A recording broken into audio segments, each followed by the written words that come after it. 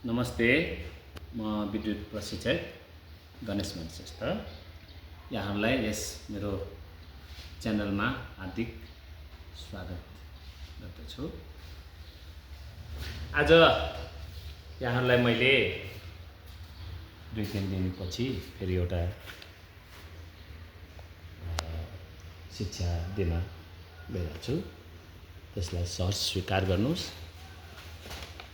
मन लाग्छ भने त्यसलाई सब्सक्राइब गर्नुहोस्, लाइक गर्नुहोस्, सेयर गर्नुहोस्, कमेन्ट लेख्न चाहिँ नबिर्स्नुहोस्।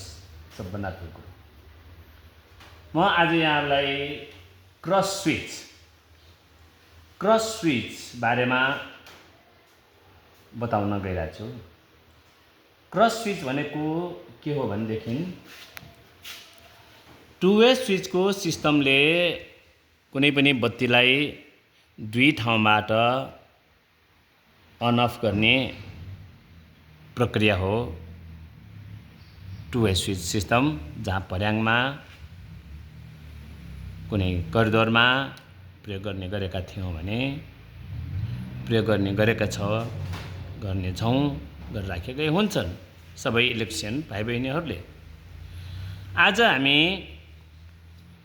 एकजना भाइले के भन्नुभयो भने मलाई 3 ठाउँबाट त्यही बत्तीलाई कन्ट्रोल गर्ने सिस्टम सिकाइदिनुहोस् न सर दाइ भनेर जाने एउटा कमेन्टमा आएको हुनाले उहाँ जीवन भाइलाई यो जानकारी दिनको निमित्त र उहाँको मार्फतबाट सबैले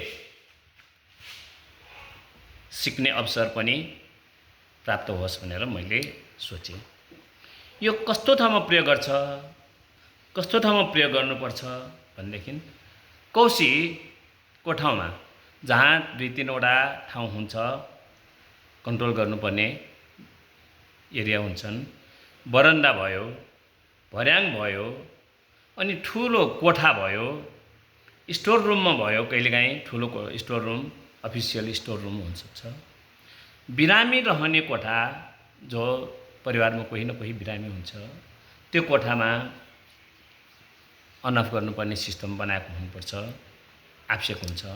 र वृद्धा रहने कोठा यस्तो एरियामा यो आवश्यक हुने भएको हुनाले त्यसबाहेक पनि आवश्यकता अनुकूल कुनै पनि ठाउँमा यो सिस्टम प्रयोग गर्न सक्नुहुन्छ यहाँले। यो कसरी गर्ने भन्ने कुरा जाने यहाँ आउँछ। यसमा 3 स्टेपमा 3 ठाउँमा 3वटा स्विच राख्नुपर्ने। 1 नम्बर यो प्लेस 1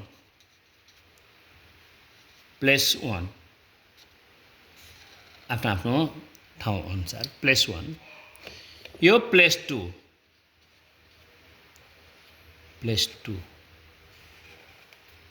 यो प्लेस 3, यो एक ठाउँमा, यो एक ठाउँमा, यो एक ठाउँमा। यो कुनै गाह्रो सिस्टम पनि होइन, यो टु वे स्विचै हो। यो टु वे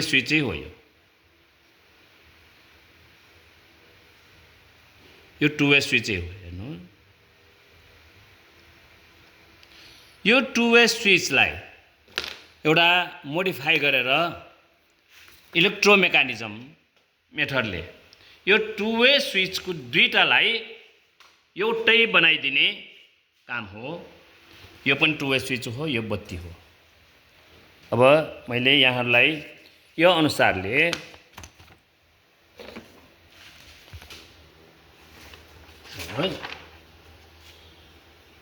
यो मैले हेर्नुहोस् है, यो supply main supply phase supply यो टु वे स्विचको बिचमा हेर्नु त, यो टु वे स्विचको बिचमा छ। टु वे स्विचको तल माथिको पोइन्टहरू यसमा पनि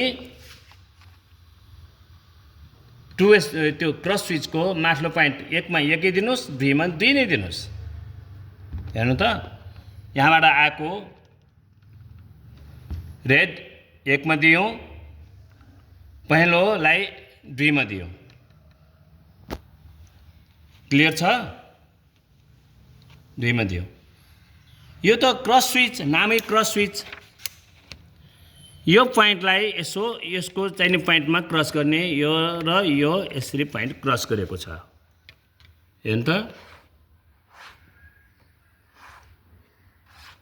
क्रस। बुझ्नुभयो? अब यहीँबाट यो बिचको कमन पोइन्टबाट, यो कमन पोइन्टबाट उताकोमा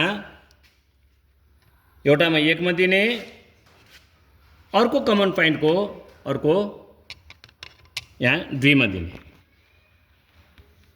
दुईमा।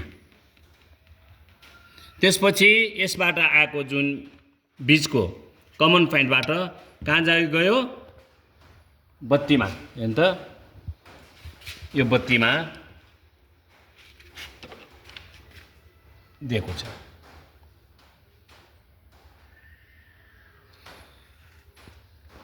न्युट्रल तार न्युट्रलमा भइगयो, तपाईहरुलाई थाहा छँदैछ। न्युट्रल तार न्युट्रलमा भयो। अब हामी चेक गरौँ कि भयो कि भएन, यो अनुसारको भयो कि भएन। यसलाई मैले यहाँ राखेँ। अब यो फेज तार मैले यहाँ फेज पोइन्टमा दिएँ।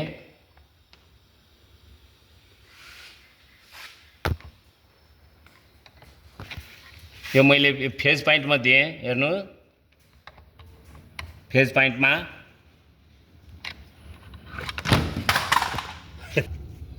अब यो बत्तीलाई कुनै पनि ठाउँबाट निभाउन सकिन्छ, बाल्न सकिन्छ। हेर्नुस् त, निभाए। एक नम्बर वन प्लेसबाट निभाए, यहीँबाट बाल्न सकिन्छ। अब यो बीचबाट मैले निभाए, यहाँबाट पनि बाल्न सकिन्छ। अब यो बोलेको चिजलाई 3 स्टेपबाट मैले यहाँ राखेँ, निभाए, यहाँबाट पनि निभाउन सकिँदो रहेछ। अब त्यही चिजलाई यही ठाउँबाट मैले निभाए, यो ठाउँबाट बाल्न सकिन्छ। यसरी 1 2 3 1 प्लेस 2 प्लेस 3 प्लेस बाट यो बत्तीलाई नियन्त्रण गर्न सकिने भएको हुनाले यसलाई क्रस स्विच मेथडबाट बत्तीलाई बाल्ने, निभाउने गर्नु पर्ने एउटा सिस्टम हो, जसलाई आवश्यक छ। आफैले गर्न सक्नुभयो, गर्न सक्नुहुन्छ। यदि आफैले गर्न सक्नुहुन्न भनेदेखि आवश्यक छ, गर्न सकिरहेको छैन भने तपाईहरुको अगाडि पछाडि यताउता जाने इलेक्ट्रिसियन भाइ बहिनीहरू हुन्छ, उहाँहरूलाई बोलाउनुहोस्, भन्नुहोस्, गराउनुहोस्, देखाउनुहोस्, मलाई यहाँ यस्तो आवश्यक छ भनेर भन्नुहोस्। उहाँहरूले तपाईलाई यो सर्भिस दिन सकिन्छ।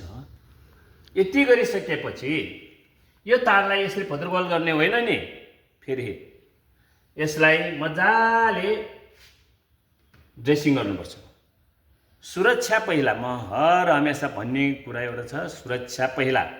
सुरक्षा अहिले त हामी पढिरहेछौँ, गरिरहेछौँ, सिकाइरहेका छौँ, यस्तो भइरहेछ।